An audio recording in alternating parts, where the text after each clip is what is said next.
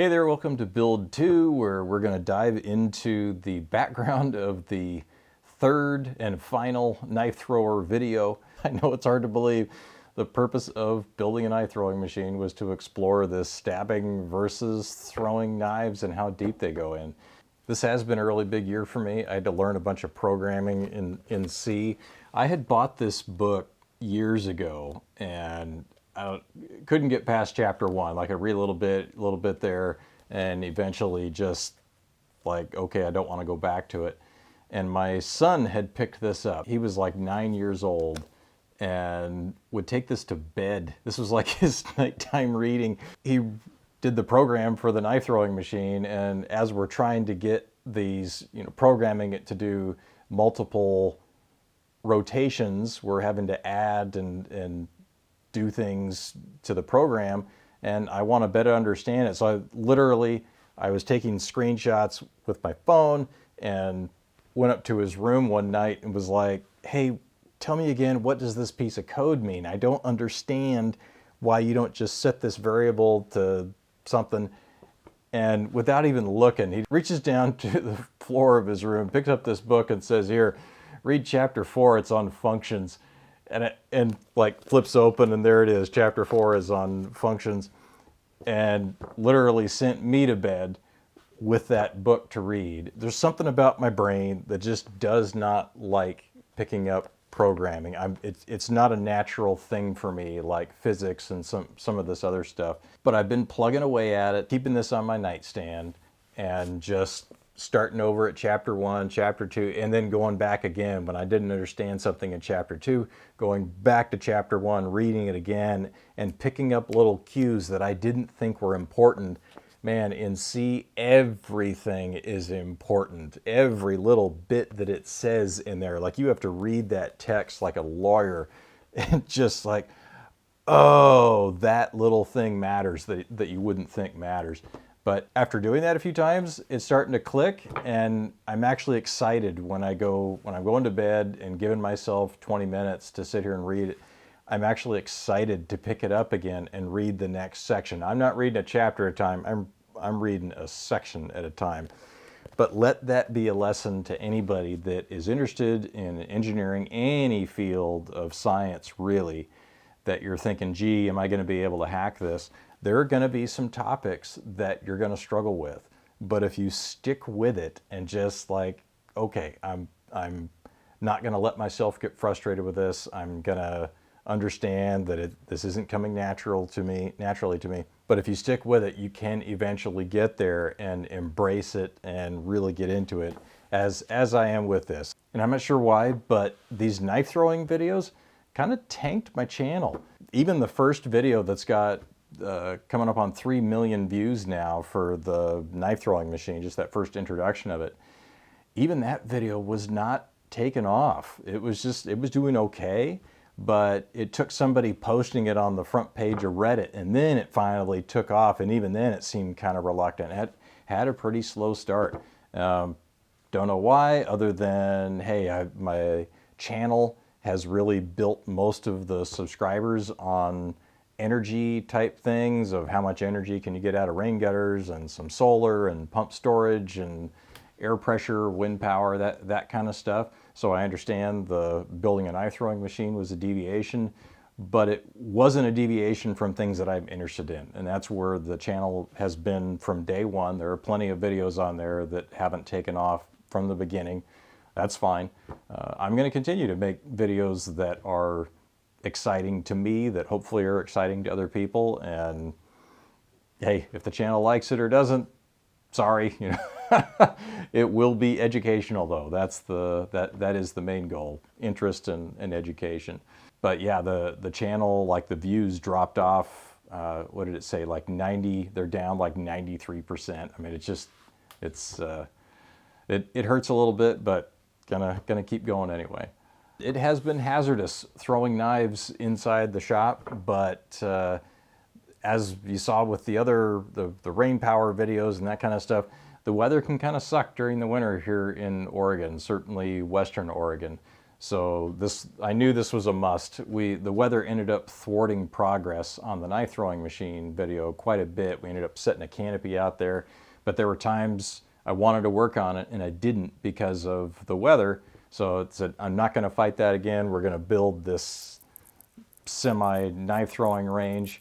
I threw so many knives that one of the knives actually landed and hit a power cord and just, man, I wish I had the sparks that came out of that recorded. It was just one of the power cords for the light, so it wasn't, it was a 110, whatever. It popped the breaker, but I'll show you what the blade looks like on that. Just took a chunk out of the blade, as if a set of wire cutters had been cut on a live wire.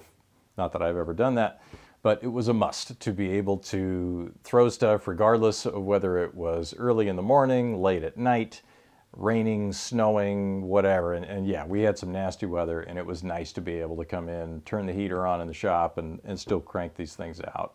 And anybody that is thinking of playing with this stabbing, I mean, please don't. I put in the video there where this is a great way to cut your hand, to be stabbing one of these knives, because there is no, just grab one. There is no guard on this thing to keep your hand from sliding down, and apparently that's a thing when police are investigating some kind of stabbing. They want to see the hands of the potential suspect to see if it, because yeah, apparently that's a thing. I don't work in that world, but yeah, clearly these knives don't have the stop, the guard that this thing does. I don't know if a lot of people don't know that. That's why knives have a guard on there, is that you could be, whatever motion it is, to be ramming this thing into something, whatever you're doing with it, that your hand doesn't slide down the blade. And I found, I'm not going to show it here. I'll put a link in the description if you want to go check it out. I'll put a link to a Reddit post where somebody said they were trying to split some chocolate and ended up putting a nasty cut down their palm, and they posted pictures of when it was cut and when it was all the stitches that they had, to however long the surgery was, had to have multiple surgeries to stitch their hand back together. So if you want to go see those gruesome pictures, I'll put a link to Reddit where you can go find that stuff. So that graph of the depth of the knife and the force that it took to get it in there, that was similar to, in material science, you deal with something called a hardness tester, and certain steels you can heat treat to be much harder than they were. It's really cool if you want to machine a shape. So you get a material like an oil quench steel, like an O1, or they machine pretty decent before they're hardened. So you can machine it to a pretty precise shape, and then heat treat it. And as long as it doesn't warp too bad during the heat treat, you get this just super hard part when you're done. And in order to know whether you got it hard enough, or the proper hardness, or whether the thing has been heat treated or not, a hardness tester is a really common thing to use. And they're basically, it's kind of like what I used for pressing the knife, in that it's something that's measuring the force over the distance and seeing how much force does it take to, and they'll usually have a tip on them, like a diamond tip, I think, maybe tungsten. I think it's diamond though, of a very particular shape, so that they know how much material is being displaced for the distance. And so you can go, I've never operated one. I hand them to a technician that knows how to run the dang thing, and say, hey, how hard is this material, and to find out if it's in spec and whatever, depending on what you're going to do with it. But that's kind of what I did, was a low-tech hardness tester, except we were just measuring it for the energy or the work of shoving the knife into the piece of wood. Notice the raw data, it's not super clean, as you might expect, but it's got humps and dips in there. And that's because the press is a hand-operated hydraulic press. So, I'm pulling down on the handle nice and slow, trying to keep it smooth, but then I'm running out of pressure, and I have to run up and grab some more hydraulics. And so you see these little dips in there. So it wasn't perfect, but it's fine. I don't need laboratory level accuracy for something like this. I'm looking for a large signal in the data that isn't going to care how accurate it is. I'm not looking for a 10% effect. I'm looking for like a 50 or an 80% effect. When I do this, what does it do when I don't do that thing? Can I turn it on and off in the data? I do a lot of prototyping in my job, trying to make stuff and see, okay, is this going to work? And I'm basically throwing Hail Marys on, I wonder if this could work. I wonder if that could work. And yeah, it's a lot of times it's not very precise. I'm jumping on the milling machine and I'm not even doing a very careful setup, because if I get the thing that's going to just crush it and be a really big deal for the industry or the product that I'm working on, those results are going to show themselves really easily, whether the precision is there or not, depending on the case and the features. It kind of looks like in that data, it was a little bit misleading. That red line that is basically a calculation looks like it's a smoothing of the raw data, and that's not the case. They are completely different things. And if you look at the graph over on your left side of the graph, it's the force in pounds. I mean, units are terrible on this one, and I just figured it doesn't matter. I'm looking for shapes of this, and I can back calculate if I need to. So pardon me for the units, but it's the force in pounds, and the inches of displacement is the raw data. And then on your right side of the graph is the velocity that, of course, I did in meters per second, because that's what the knife thrower was designed to work in, was metric and meters per second. So I wanted to be able to compare to that. But I scaled that so that the data lined up over the top of that calculated line. So what I did was took the 1/2 mv squared, the kinetic energy, and said, okay, we're going to convert this area under the curve to kinetic energy, and then assuming the mass of the 1/2 mv squared, the mass was just the mass of the knife. Said, okay, if that's the mass, theoretically, what would the energy be, and how did it line up? So I could have scaled, and I'll show you here, if I just change the scale on that right side, that line of the energy would go down, would go up, and it slopes upwards, but it does not overlay that raw data. So sorry if that was confusing anybody there. Now, getting the area under the curve, this is a calculus thing where you take, if you've heard of derivatives and integrals, the derivative is giving you the slope of a line. The integral is going to give you the area underneath it. And you can kind of think of, if that graph was a flat line, that the area under the curve would be a rectangle, and that would be really easy to calculate, right? It would just be the height times the base, and you'd have area. But because this thing is angling up, and okay, rather than, and I don't have, the raw data is not an equation that I can convert to. That's what you learn how to do in calculus, is take an equation for a line and say, okay, do I want the area under the curve? Do I want the slope of this line? And there's some little tricks you can do with that. Normally, you would integrate that equation to give you the area under the curve, and you can just solve for that out to whatever distance you want to. Will give you that area under the curve. For this, it wasn't a formula. It was just raw data. So I did what's called a Riemann sum. Remember, you're hearing about that the first year of engineering school. And it's just a bunch of tiny rectangles. And I just took each data point and made that the width of the rectangle was from one data point to the next. And what I think I did, maybe I did a slope at the top of it to compensate for there's technically a tiny little triangle at the top. But basically summed up those rectangles to give me the energy at any one of those depths of force times distance. And I had not anticipated being able to do that at the beginning of the video. It was just one of these, gee, I wonder if if I want to use the press to press a knife in and do some tests on the force, that I'll be able to do that. And it wasn't until I had already started to do the test that I realized, now, wait a minute, I can actually calculate the energy. I wonder if this will even be close. And it was really close, so pretty excited about that. Of course, the stabbed knives, you can see those stabs did go slightly deeper than the line, but it wasn't this just massive difference that I would think with all the mass of my hand and arm and body. You would think this thing would just sink right in there just as easily as a thrown knife, but boy, it really doesn't. And there's just I guess the reason I felt compelled to do this whole video was it just feels when you do go up and stab carefully, or I always do it with I think somebody showed me this at one point, putting my thumb over the back of the handle so your hand's only going to go so far. But yeah, when I would just go up and it's like, I don't want this lying on the floor, and I'm tired of throwing and have it bounce off the board. I'm just going to go up and try to stick it in there and leave it there, just like you would if you're chopping wood. You go take your axe and stick it into the chopping block and just leave it there, because when the blade is in the block, it's not going to cut anybody. Would try to do that with the knives, and they would just like, they didn't want to go in at all, hardly. And it's like, what?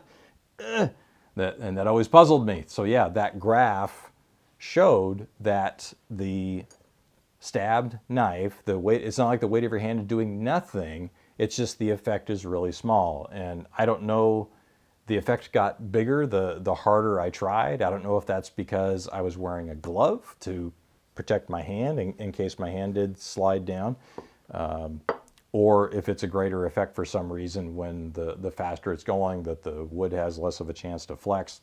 Who knows? But that video worked out. I just loved that data collection and how it showed that things worked out really well. Now, looking for reasons why the data didn't just perfectly line up with the line, like, okay, I wasn't stabbing the same board every time, and it wasn't the same board that I used on the press test. Now, the only way to, I mean, how am I gonna do a press test in the same spot on a board and then somehow use that same spot to throw knives into? That's not going to work. So the only way to really make it super clean would be to do a bunch, a huge volume of data collection of, okay, I'm going to press the knives in a bunch of times into a bunch of different boards, and then, or maybe use the same single board each time, and then all of the knife throws and all the stabs are going to go into that same board. So I mean, that would be a way to try to get more, just perfectly nail down the data to what all the effects and losses are. And sure, on the press, the board can't flex. I mean, it's being supported by heavy steel, like inch thick underneath the thing, so the board can't flex. Versus this, you can see in the video that the boards are flexing. And in fact, I came in and added additional boards. Originally, I didn't have these two supports here. That I came in later and added them because I could see the boards were flexing so much. So, and there's even a thermal effect I hadn't anticipated. I grabbed some thermal footage off an old kind of crappy thermal camera that you can see when the knife goes in, part of that energy being dissipated, just like you'd expect, is being dissipated as heat. And there's a little hot spot that shows up, whether it's a stabbed knife or a thrown knife going in. It's converting to heat. So if I really was doing laboratory tests, we would really care about that less than a fraction of a % of accuracy. But this was a gross reality check, just looking at, I mean, it's the reason why I didn't even bother to measure the depth on the no spin, one spin, two spin throws, because I could see that, okay, these are all going in just like I would normally see a thrown knife. I'm not even going to bother to take that time. It's taken away from the analysis that I really care about. Now, back in my martial arts days, back in high school, and learning to throw knives, of course, it was like, oh, could I throw knives as a self-defense kind of a thing if I had a knife on me and throw it? And it got us thinking, like, okay, well, if you throw the knife, you don't have it to protect yourself with anymore. But then, oh, if a thrown knife goes in deeper, are you going to be able to do more damage with a thrown knife versus a stab thing? Or you potentially, by throwing it, you get your attacker when they're still some distance away from you? I mean, could go all night debating whether you should throw or not throw a knife. And so I ended up filming this. I'm still not done editing the main video. I don't think I'm going to include this in there, but I went out in the woods and did a real quick, like, okay, you're confronted by a bear. What are you gonna do? Do you throw the knife, or do you hold on to it and wait for the bear to come up to you and then Davy Crockett style fight this thing? just as sort of a silly joke, and I didn't end up finding room for that in the, I don't think it's going to go into the main video.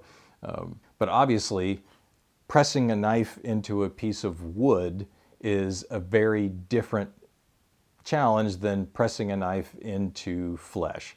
And so just this morning, I was getting out a roast. I grabbed it, and I'll show you the footage right now. I took one of these knives and I pressed it in there with it on a scale to see what the forces were.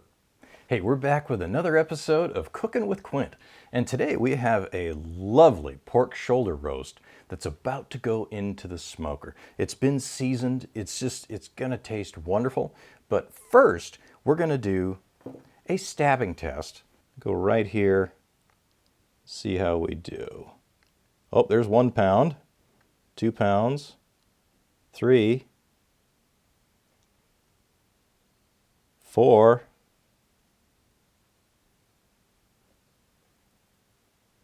5. Okay, and now I'm bottoming out. I can put it wherever I want. So yeah, with 5 pounds of force, I was able to shove one of these knives all the way to the bottom. So this analysis of a thrown knife going deeper into wood than a stabbed one, that applies to wood. Maybe only to this wood and stuff denser than that. That if it was something softer, ballistic gelatin, flesh, whatever it is, that the stabbing definitely has an advantage that you can continue to push it in. I mean, given that you don't hit a bone.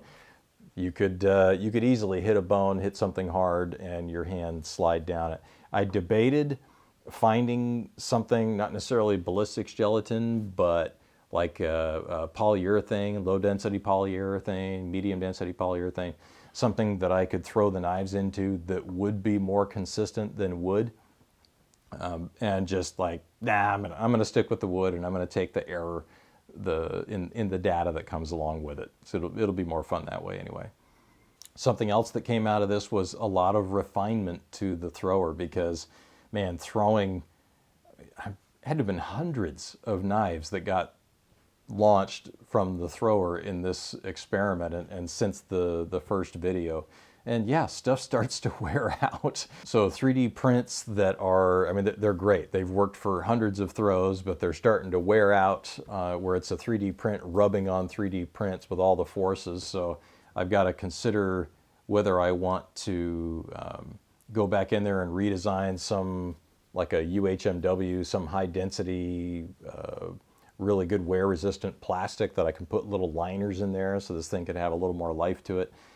Or just commit to always 3D printing fresh parts every 1,000 throws and be able to service this thing, kind of turn into a maintenance thing, unfortunately.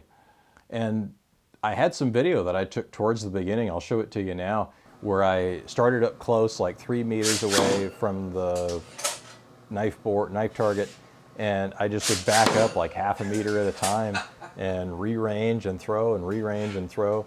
And all the way to the back of my shop, that sucker was sticking knives like every time. That thing was awesome. And for some reason, as I started to like condition the thrower and cinch up the fit of the rails on there, the guide rails that are also conducting electricity to the, I almost said electromagnet, to the solenoid, it was getting to misbehave itself, and it's like, okay, I need to start tensioning things up. And the more I cinched everything up and got it moving really smoothly, the less I was able to do that. I found that it really cared how far away I was. And I thought I would have to, and then I didn't, and everything was working, compensate for the angle of the knife being thrown. So when we're near horizontal and you're calculating the rotations for the knife to go forward and end up sticking into the target, that doesn't take into account, the more you back up. Now, if you're at extreme angle, like 7-8 meters away, when I'm aiming like this, the rotations now are coming out as if it was the hypotenuse of the triangle. And at that angle, the hypotenuse very much is not the line of sight distance to the target.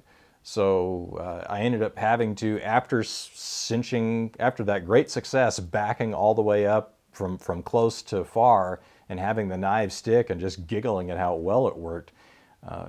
Cinching everything up, I had to go back and finally add that math that I figured I would have to do anyway to compensate. I think we took the cosine.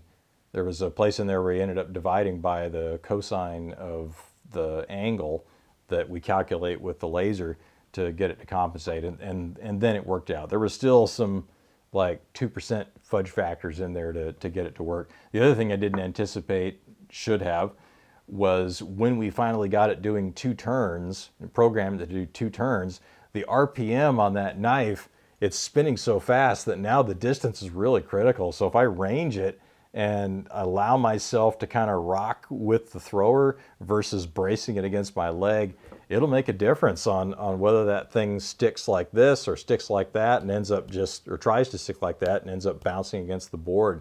So for those longer throws, it's really nice to have the 2 turns, because then it's still spinning fast enough that it stabilizes and doesn't start to twist and go all crooked. But a lot of fun working through just developing that thrower and working all the kinks out of it. Now the next project that we're going to do for the channel is going to be another one of these harvesting energy type projects like what built the channel. And I'm not doing that because I think it'll be more popular. It's because there's some unfinished business that I left on one of those that I just don't feel complete until I've gone and checked that box. So look forward to that video coming out. You know, it's probably going to be another few months, because that's going to be a really involved one to produce. But thanks so much everybody for watching. I really appreciate this opportunity to do these experiments and to have enough of a following that it generally funds itself and I can be able to invest in the next project and keep on going, showing people some of the background of what goes on behind typical engineering projects that private industry just doesn't get to share. So obviously like, subscribe. I assume everybody that's watching this already is, and I'll see you in the next video.